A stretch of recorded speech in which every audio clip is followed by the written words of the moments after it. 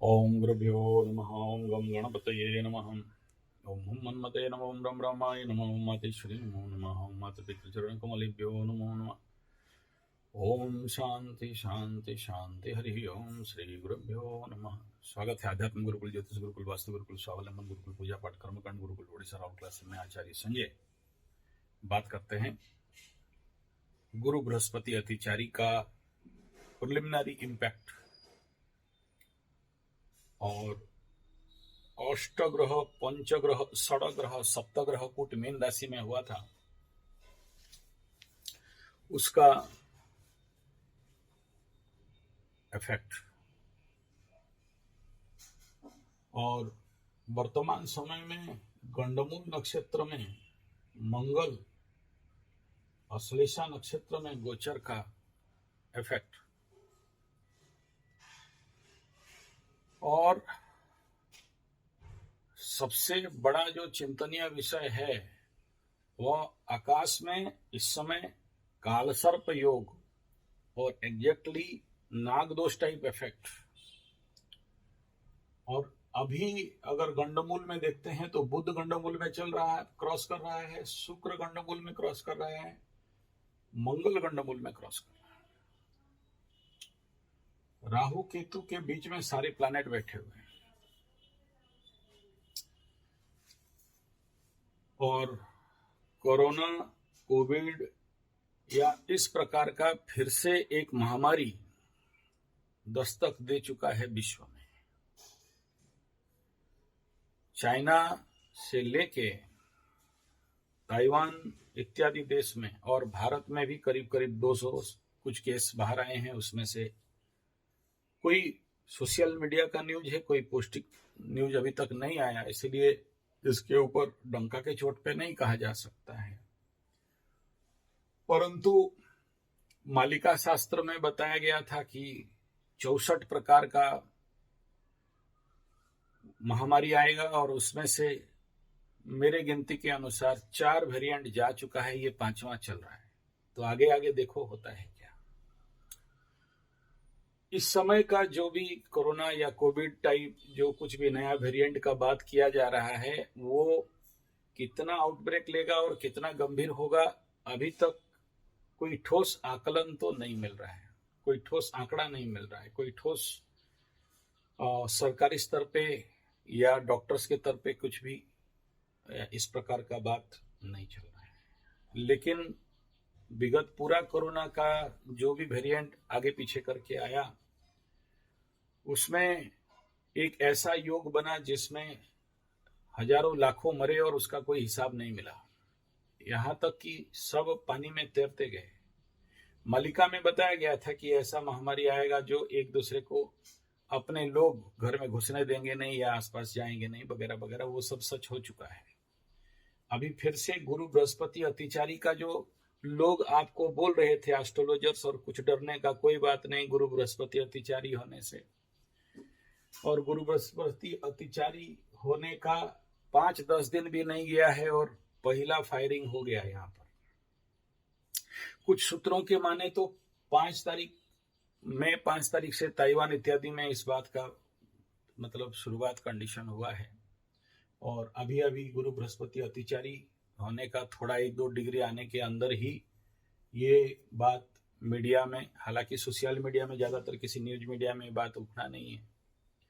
मैं यहाँ विचार कर रहा हूँ ग्रह गोचरीय स्थिति में क्या ये आने वाला समय में फिर से कोई चारों तरफ बंद होने का ऐसा आसार दिखाई दे रहा है क्या। ग्रह गोचरीय स्थिति के अनुसार मेरे को यही दिख रहा है कि क्योंकि कालसर्प योग है, नाग योग है, गंडमूल में 2-2 ग्रह चल रहे हैं, और आने वाला समय मंगल केतु का अंगारक युति भी होने वाला है। और इसके ऊपर मैं ऑलरेडी वीडियो दे चुका हूं। बहुत से जगह जलेंगे, बहुत सा ऐसा आपको संवाद आएगा कि कोई इंस्टीट्यूशन जल गया, कोई ऑफिस जल गया, कोई फैक्ट्री जल गया, कोई कंट्रोल रूम जल गया, कहीं आउटब्रेक हो गया, कहीं फटाका फैक्ट्री में आग लग गया। इस प्रकार का जो बड़े बड़े जगह में आग लगना, आगजनी होना, फायर एक्सीडेंट, किसी बॉम्ब फैक्ट्री में आग लग गया, वगैरह वगैरह, वो तो दिख रहे हैं, लेकिन रोगात्मक परिस्थिति को देखेंगे तो मंगल अभी अश्लेषा और मघा 2 गंडमूल को क्रॉस करेगा और केतु की तरफ जाएगा।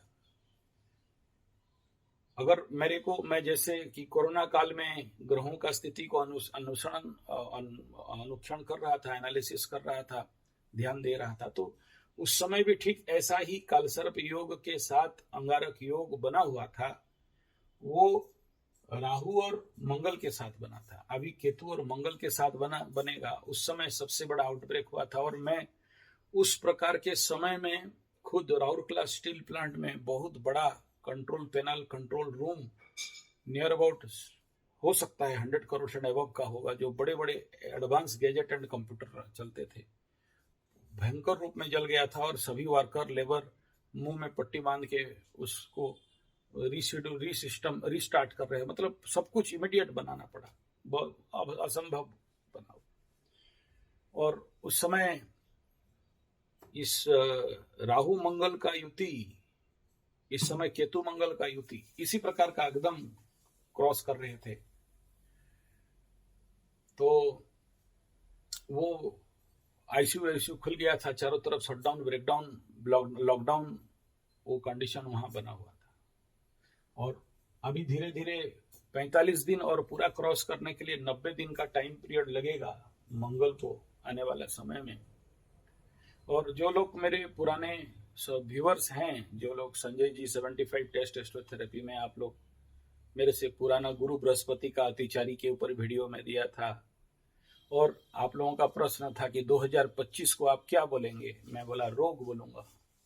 तो ये रोग जो लोग जानते हैं, मैं जो इधर उधर ज्यादा नहीं बोलूं कि ऐसा ऐसा बोला था, एक ही शब्द बोला था, 2025 इज कॉल्ड डिजीज। तो वो आपके सामने अभी प्रकट होने के लिए जा रहा है। भगवान ना करे ये सब हो, इतना भयंकर और गंभीर हो, लेकिन ग्रह गोचरीय स्थिति कुछ ऐसा ही इंगित कर रहे हैं और लोगों को जरूर सावधानी रहना चाहिए।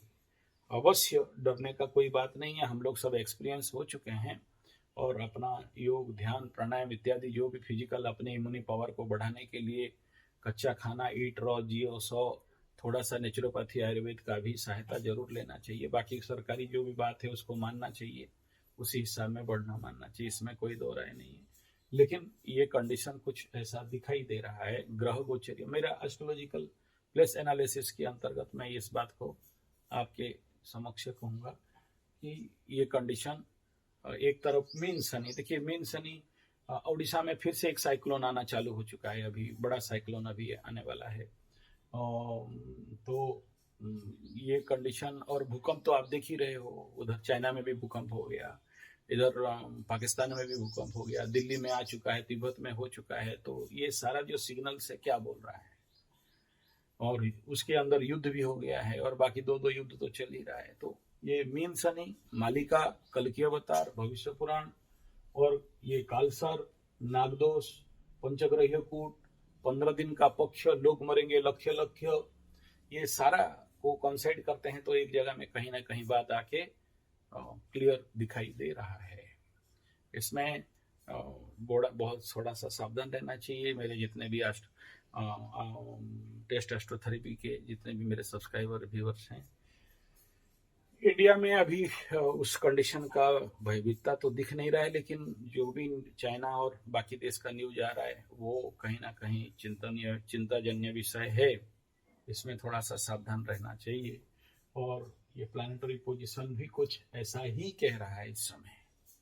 मीन शनि को जैसे हम बोलते हैं ना, उड़ीसा वाले डरते, आप लोग जो मेरा पुराने सुनने वाले हो आप जानते होंगे, मीन शनि को हमारे उड़ीसा में डिस्ट्रक्टिव शनि माना जाता है। तो आने से उड़ीसा के ऊपर बहुत ज़्यादा इफेक्ट होता है। तो वो भी अभी ये दिख रहा है ऐसा कंडीशन। और अभी नेचुरली थोड़ा सा ये इंतजार करना पड़ेगा कि गंडमूल को ये क्रॉस कर जाए। और अगर ये बूस्ट कर दिया अभी मंगल ये चीज को, और ये शुक्र बुध ये 3 गंडमूल में क्रॉस कर रहे हैं, ये बूस्ट किया, और पीछे पीछे तो सूर्य जब इधर आ जाएगा तो और भी। लेकिन मेरे को थोड़ा ऐसा लग रहा है ना कि गुरु बृहस्पति अभी मिथुन के मृगशिरा में तो रुलाएंगे, और ये जो पुनर्वसु में अगर जो जैसे कि अतिचारी अवस्था में है तो बहुत जल्दी पुनर्वसु क्रॉस करेंगे। तो वो गुरु, अब देखो उस कोरोना काल में मकर का गुरु बृहस्पति यहीं से गंडमूल क्रॉस ओवर कर रहे थे, उस समय क्रॉस ट्रांजिट हो रहा था। अभी वैसा कोई युति नहीं है, इसीलिए उतना ज्यादा सीवियर कंडीशन नहीं दिख रहा है। लेकिन ये जो नागदोष का impact, it is not purely नागदोष, इट इज टाइप ऑफ नागदोष और कालसर्प दोष, एंड दोनों अलग अलग होते हैं। और ये जो पहले से जो इम्पैक्ट डाल दिया है, जितना सारा मैं बताया, 15 दिन का पक्ष से लेके ये ग्रहण और उसका, तो कहीं ना कहीं इस ग्रहण से लेके उस ग्रहण तक का इम्पैक्ट कुछ दिखाई दे सकता है। लेकिन इसके कंडीशन से बहुत उग्र होगा वो नहीं दिख रहा है।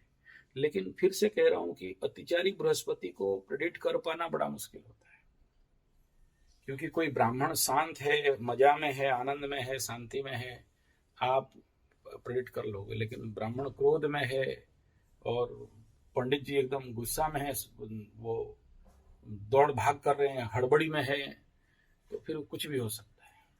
चलिए देखते हैं आगे क्या होता है।